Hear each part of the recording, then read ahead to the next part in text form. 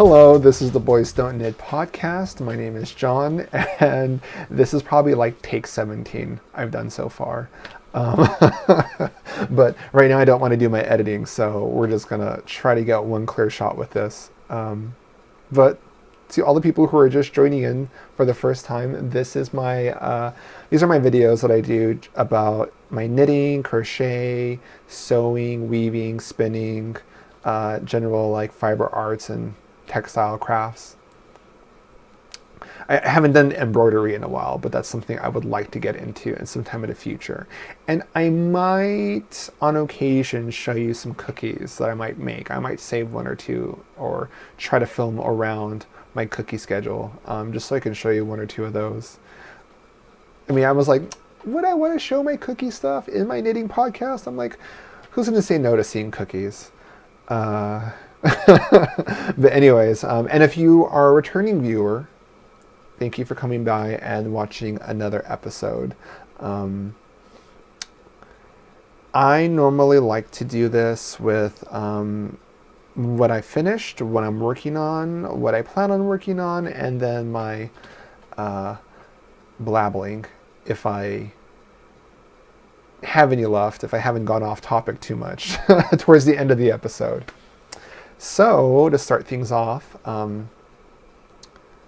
this is a really exciting episode because it would make episode 5 of this year, and anybody who has been watching since the beginning knows that for some reason I do like 4 episodes during the year and then I don't make any more afterwards. So I'm hoping that filming this episode breaks that like pattern that I do, and maybe it's a curse.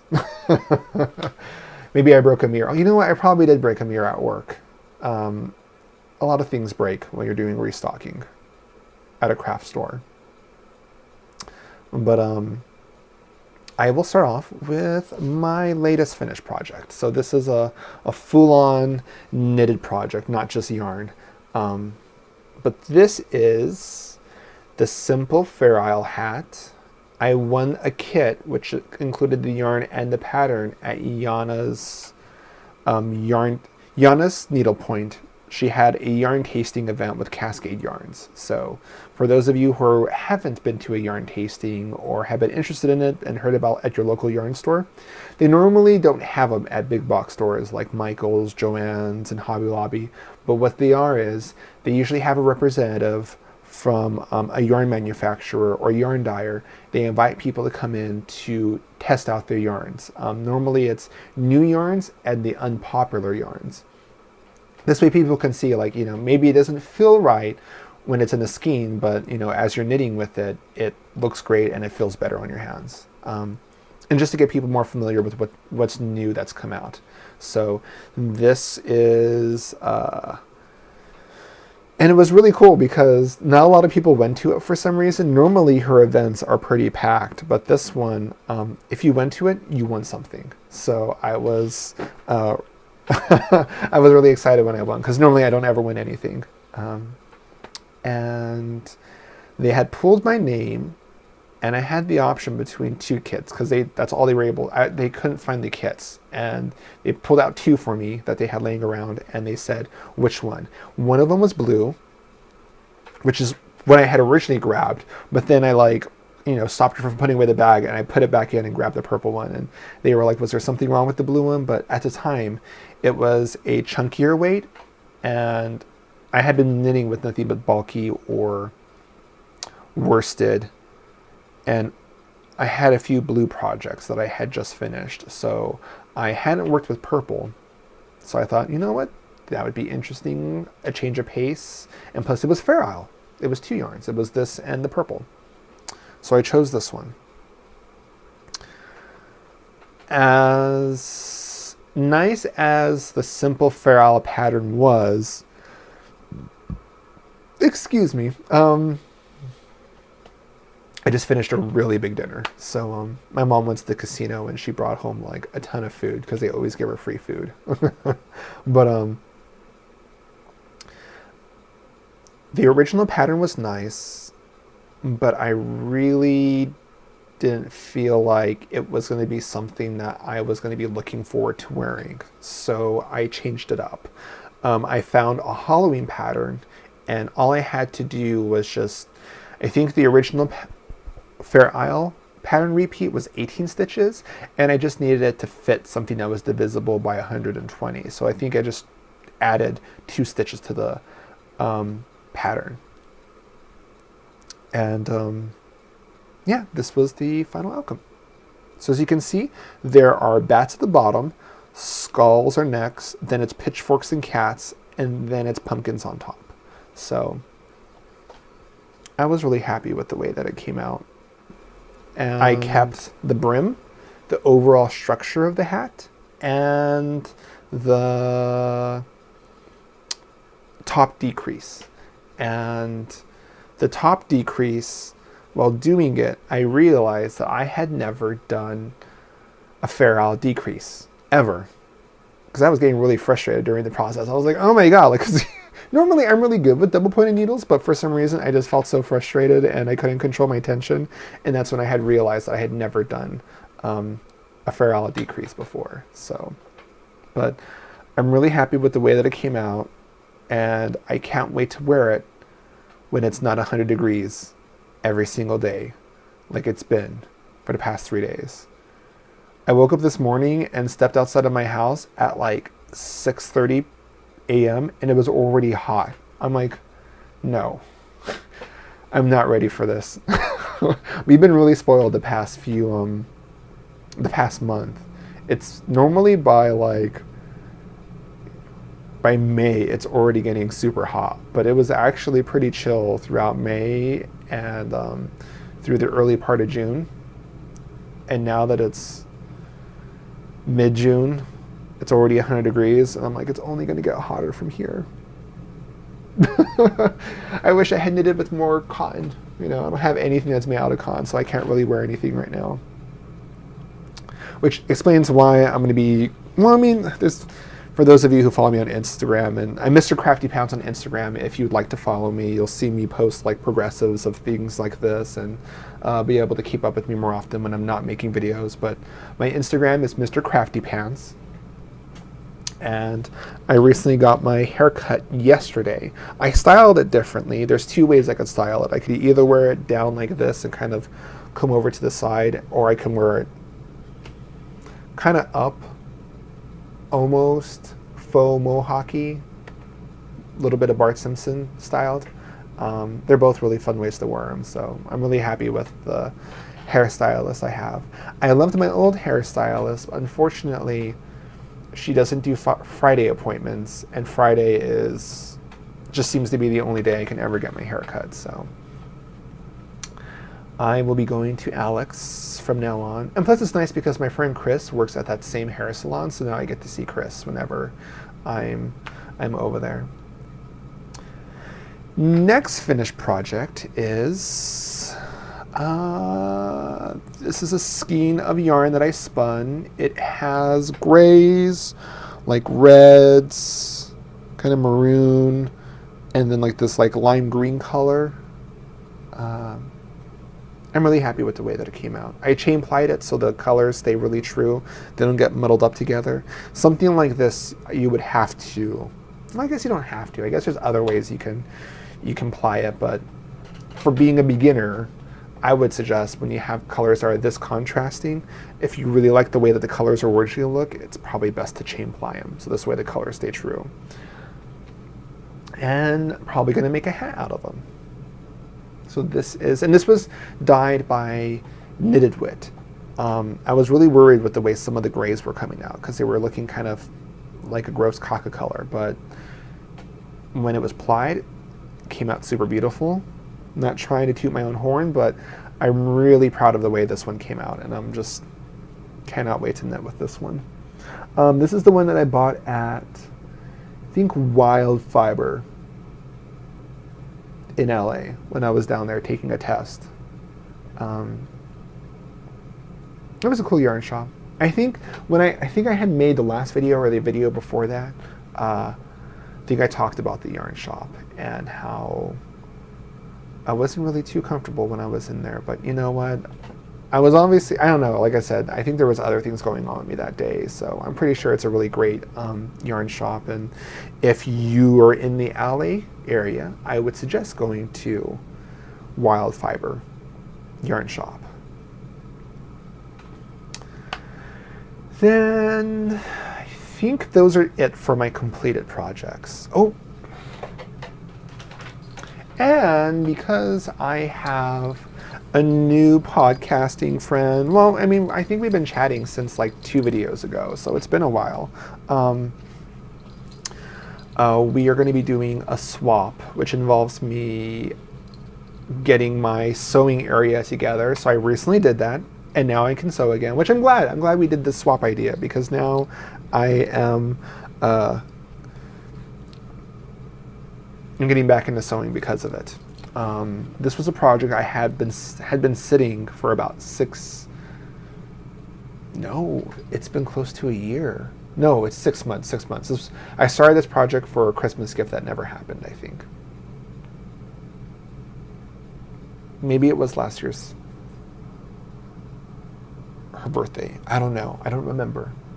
It's been that long. So it's been too long. So I'm really glad that I'm doing this craft swap this way. I'm getting back into my knitting, my sewing, and I can, after I'm done with her project, I can. So thank you for getting it started with me. Otherwise, my friend would have never have gone this bag. But this is a bag that I made for my friend. It's going to be her Christmas, possibly last birthday. We recently just celebrated her birthday, so if it was her birthday gift from last year, it was from like a little over a year ago. And she doesn't watch my videos, so I feel comfortable showing it off here. But it has all these really fun cats, which anybody who knows my friend Stephanie, she looks really sweet, but these cats totally embody her personalities. I think there was this one time we were doing, me, her, and my boyfriend went to the movies. I forgot what movie we were watching. I think it was a weird one. And as we were putting salt, as I'm putting salt on the popcorn, I had accidentally got some inside of her purse. And she's like, John, you're getting this inside my purse. And I just dumped the entire rest of the salt in her purse open like that as a joke. And I had gotten the most vicious pinch in my life. So she is just like this cat, you know, cute and fluffy. Unless you pet her the wrong way, then she gets, you know, crazy. So, and I think Stephanie would be really happy to hear that as her description. But anyways, and then I also added this keychain to it, which is Totoro, and also the little suit creatures, and then the other little smaller Totoros. So I think she's gonna like this bag a lot. And so I have one more must get done sewing project, which I'm already working on already and cutting up already, so that should be exciting when that's all done. And it's fun. It's fun working for other people that you know will appreciate it. I think that's why this project and the next one I'm working on, the next sewing bag, separates it from my Christmas projects, because the Christmas projects weren't for other crafters. They were for regular family and friends. And with the exception of my mom,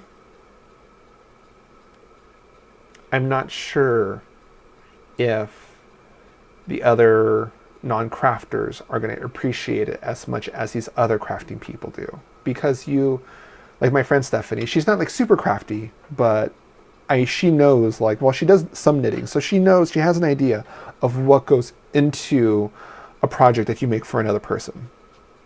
And so that's what's exciting about making stuff for other people that craft. And then also same thing, I'm involved in another craft swap. It's a knit swap for Christmas. So in case that person does watch it, I won't mention their name, but the swap is going to be gloves. So after these next few projects, I'm going to be working on nothing but gloves. So I'm going to have some nice gloves this upcoming winter and fall. This way, when we do that swap in December, I know the gloves will be really well made. So those are my finished projects. My currently crafting on projects are kind of some weird ones. This was a beautiful cake, and I started knitting it, and I knitted a whole bunch of it. Probably the most difficult parts of the hat. However, as you can see, it has a lot of color change, and it has a lot of thick and thin in there. It's pretty even for someone that's been spinning as long as I've been spinning. This was made from Malabrigio, the Persia colorway, roving, and now it's like a sock weight. Roughly a sock weight. There's some parts that are like super fine, and then there's some parts that are kind of like sport. But the pattern was beautiful.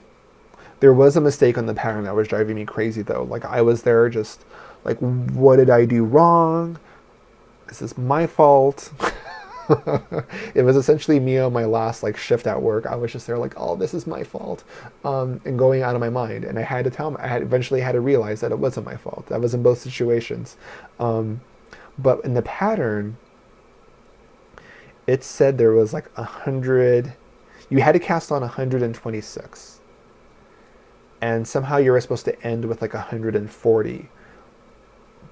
But when it came to the end of the increase round, I didn't have enough to do the repeat that it wanted me to do. I always either had 16 stitches left over, or when I would just do whatever I could of the repeat pattern in those 16 stitches, I would end up at 42 stitches. So where the pattern said to do this, and repeat till the end of pattern, I think it should have said to do, section A and then do section B 10 times. And then it should have said, had those in parentheses and said repeat 2 times and then knit to the end of the row. So you only had enough for 2 repeats, and the rest of it should have just been knitted to the very end of the row to give you that 40 stitches. And I wasn't the only person that had that issue. So I messaged the pattern writer on Ravelry. I haven't heard back from them. So I'm hoping that I end up leaving a comment on the pattern page. So hopefully anybody in the future that reads that, gets that pattern and gets stuck on that section, will see that and be like, okay, I'm going to do this twice and then just knit to the end of the row. But the reason why I frogged it was because of the thick and thin and the color changes. The cabling pattern was getting lost. So I think for my hand spun, at least at the moment, at where it's at right now, I think I need to do just vanilla patterns that just have either ribbing, stockinette, nothing that has too much texture in it, because I think the texture gets lost within my hand spun yarn. Or I need to do some Fair Isle. So I might do a vanilla pattern that has maybe like a little bit of Fair Isle in white. So, and I think I might do that for this thing right here too. So that was a little bit of a disappointment, but it wasn't the right yarn for the right pattern. And if you think that you're not going to enjoy it, or it's not making you happy, then you should just frog it and just pick something else, a pattern that works better for the yarn that you have. It's rare that I've ever,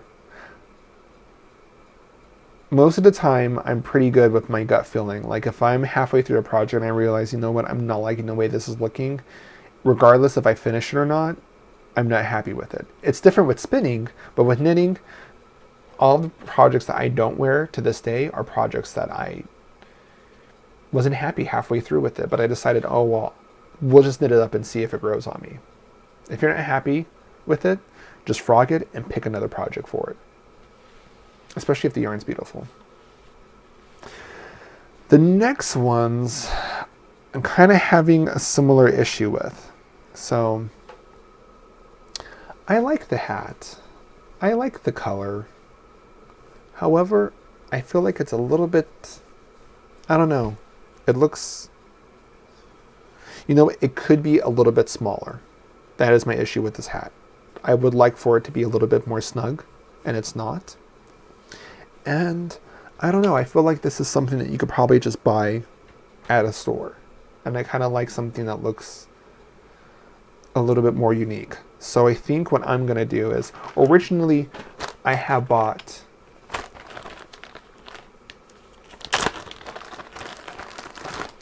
this yarn for a pattern, but just like with the yarn that I had spun, it was feeling like the texture was getting lost within the color of the yarn.